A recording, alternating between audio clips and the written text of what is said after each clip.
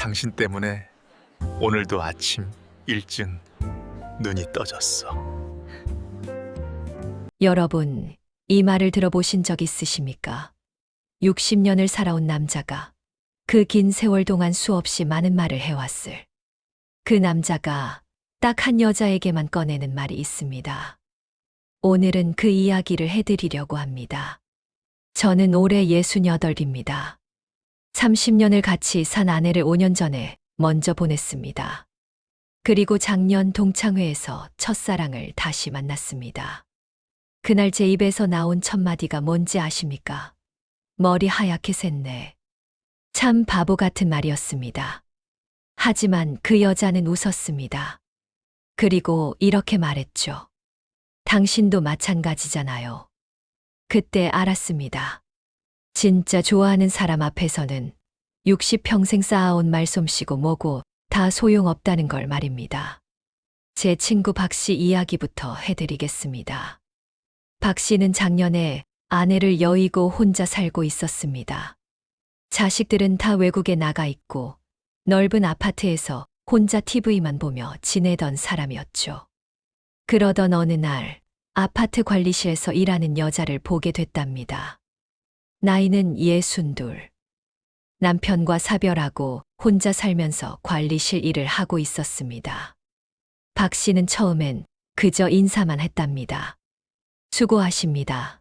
하고 지나가는 정도였죠. 그런데 어느 날부터인가 박 씨 입에서 이런 말이 나오기 시작했답니다. 오늘 날씨가 춥던데 따뜻하게 입으셨소. 점심은 드셨습니까? 어젯밤에 잠은 잘 주무셨소. 친구들이 물었습니다. 야, 너 그 여자 좋아하나? 박 씨는 고개를 저었답니다. 아니야, 그냥 같은 아파트 사는 사람인데 인사 좀 하는 거지. 하지만 우리는 다 알았습니다. 60평생을 살아온 남자가 별것도 아닌 일상적인 말들을 그렇게 자주 건넨다는 것. 그게 무슨 의미인지 말입니다. 60 넘은 남자가 진짜 좋아하는 여자에게 하는 말은 화려하지 않습니다. 젊은 사람들처럼 사랑해요. 보고 싶어요. 그런 말도 잘 안 합니다. 대신 이렇게 말합니다. 몸 조심하시오. 무리하지 마시오. 건강이 제일이오. 평범해 보이는 이 말들 속에 60년을 살아온 남자의 진심이 담겨 있습니다. 제 이야기를 좀 더 해드리겠습니다. 첫사랑을 다시 만나고 나서 저는 매일 아침 그 여자에게 문자를 보냅니다. 오늘 아침 드셨소. 이 간단한 문자 하나를 보내기 위해 저는 새벽 6시에 눈을 뜹니다. 그 여자가 아침 7시쯤 일어난다는 걸 알기 때문입니다. 일어나자마자 제 문자를 볼 수 있도록 딱 1시간 전에 보내는 겁니다. 처음엔 답장이 없었습니다. 일주일쯤 지나서야 짧게 답이 왔죠. 네, 먹었어요. 그 세 글자를 보고 저는 하루 종일 기분이 좋았습니다. 그 다음 날부터는 이렇게 보냈습니다. 오늘 뭐 드셨소? 나는 미역국에 밥 한 그릇 먹었소. 그랬더니 답장이 왔습니다. 저는 토스트 먹었어요. 당신은 혼자 밥하세요? 그날 저는 답장을 10번도 넘게 고쳤었습니다. 네, 혼자 삽니다. 밥은 제가 좀 할 줄 압니다. 이 한 줄을 쓰는데 30분이 걸렸습니다. 젊었을 때는 안 그랬습니다. 마음에 드는 여자 있으면 그냥 같이 밥이나 먹을까 했습니다. 거절당하면 그래, 할 수 없지 하고 넘어갔죠. 하지만 60이 넘으면 다릅니다. 한 번의 거절이 마지막 거절이 될 수도 있다는 걸 압니다. 남은 시간이 많지 않다는 것도 압니다. 그래서 더 조심스럽습니다. 더 신중합니다. 제 동창 김 씨는 이렇게 말했습니다. 이 나이에 무슨 연애냐? 그냥 편하게 지내면 되지. 맞는 말입니다. 60 넘어서까지 설레고 떨리는 마음을 가질 필요가 뭐 있겠습니까? 하지만 저는 알았습니다. 나이가 들어도 머리가 하얗게 새어도 허리가 굳고 무릎이 아파도 좋아하는 사람 앞에서는 여전히 20살 청년이 된다는 것을 말입니다. 그 여자를 만나러 갈 때 저는 옷을 3번씩 갈아입습니다. 이게 나을까 저게 나을까 거울 앞에서 한참을 고민합니다. 헤어크림도 바르고 향수도 뿌립니다. 60년을 살면서 향수를 사본 건 이번이 처음입니다. 그리고 만나면 이렇게 말합니다. 오늘 기분이 좋아 보이는데요. 그 옷 잘 어울리시오. 오늘따라 더 젊어 보이는군요. 젊은 사람들이 들으면 너무 직접적이고 오글거린다고 할지 모릅니다. 하지만 이 나이에는 애둘러 말할 시간이 없습니다. 생각한 걸 솔직하게 말하는 게 낫습니다. 어느 날 그 여자가 물었습니다. 왜 자꾸 저한테 연락하세요? 저는 한참을 망설였습니다. 그리고 이렇게 대답했습니다. 당신이 궁금해서 그럽니다. 당신이 밥은 잘 먹는지, 잠은 잘 자는지, 어디 아픈 데는 없는지 궁금해서 못 견디겠습니다. 그 여자는 아무 말이 없었습니다. 그냥 조용히 고개를 끄덕였을 뿐입니다. 그날 밤 그 여자에게서 문자가 왔습니다. 저도요. 당신이 궁금해요. 그 문자를 받고 저는 잠을 못 잤습니다. 가슴이 두근거려서 도저히 눈을 감을 수가 없었습니다. 68살 먹은 노인이 심장이 터질 것처럼 뛰는 경험을 하게 될 줄은 몰랐습니다. 60 넘은 남자가 진짜 좋아하는 여자에게 하는 말에는 패턴이 있습니다. 첫째로 건강을 걱정합니다. 약은 잘 챙겨 드시오. 병원은 정기적으로 다니시오. 무릎이 안 좋다고 했는데. 괜찮소. 이 나이가 되면 건강이 제일입니다. 사랑하는 사람이 아프면 내가 아픈 것보다 더 힘듭니다. 그래서 자꾸만 건강을 확인하게 됩니다. 둘째로 일상을 나눕니다. 오늘 뭐 하셨소? 요즘 뭐 재미있는 거 있소? 오늘 점심 뭐 드셨소? 거창한 이야기가 아닙니다. 그냥 오늘 하루 어떻게 지냈는지, 뭘 먹었는지, 그런 사소한 이야기들입니다. 하지만 이런 이야기들이 쌓여서 관계가 됩니다. 셋째로 미래를 암시합니다. 다음 주에 날씨 좋으면 산책이나 할까요? 다음 달에 좋은 연극이 온다던데. 같이 볼까요? 내년 봄에는 벚꽃 보러 갑시다. 함께할 미래를 말하는 겁니다.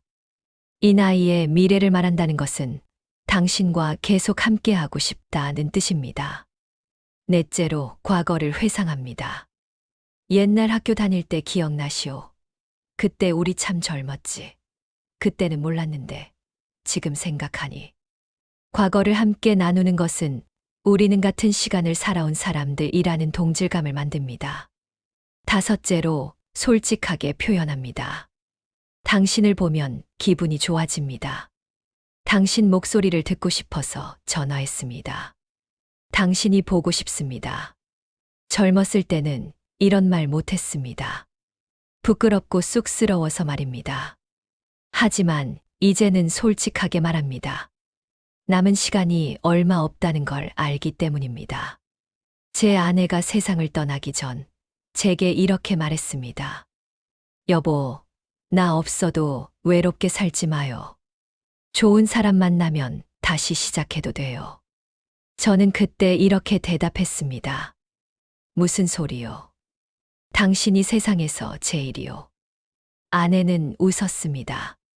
그래도 혼자는 외로우니까요. 약속해요. 저는 고개를 끄덕였습니다.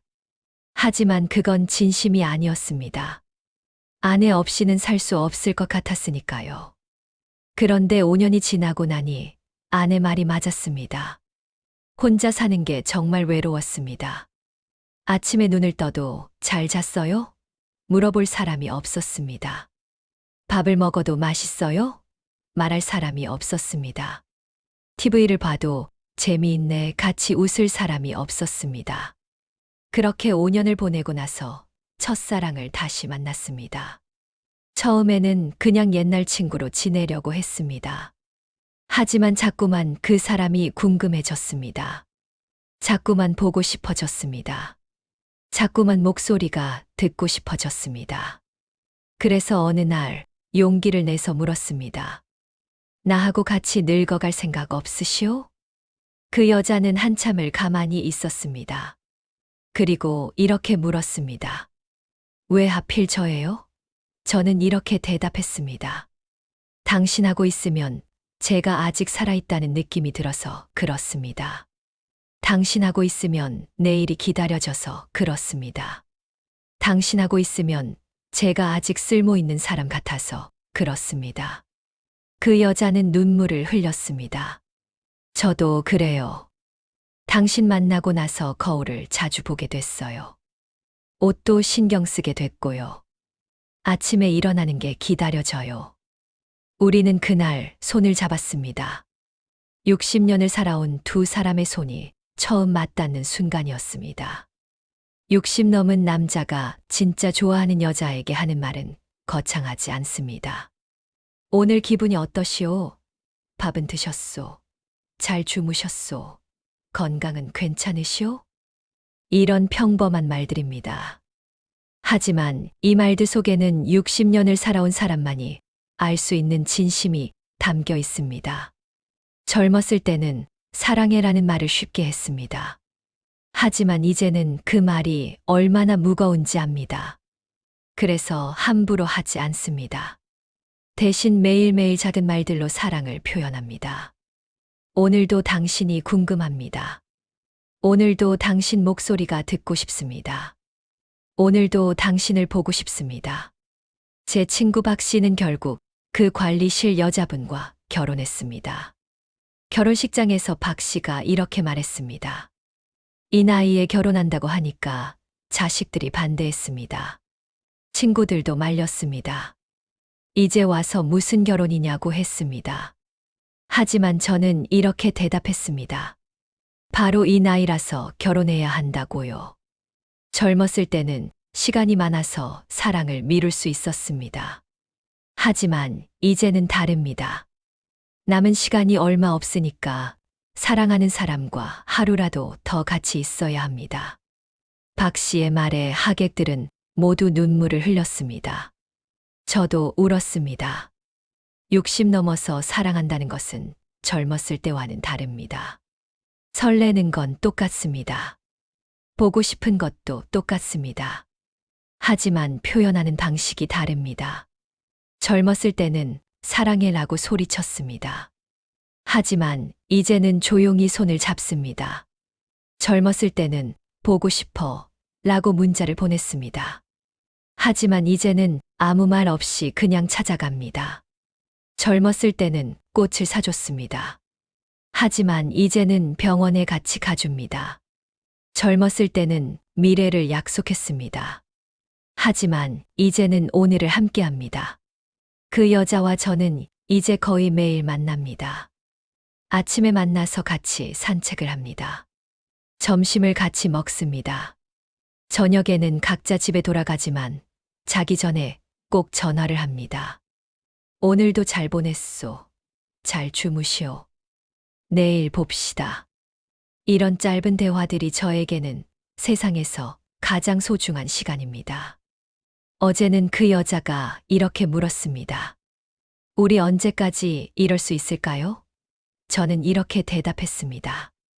우리에게 주어진 시간이 얼마든 그 시간 동안은 매일매일 당신한테 오늘도 당신이 궁금합니다라고 말하겠소. 그게 제가 당신한테 할 수 있는 사랑입니다. 여러분, 60 넘은 남자가 진짜 좋아하는 여자에게만 하는 말을 아십니까? 사랑해도 아니고 예뻐도 아닙니다. 바로 이겁니다.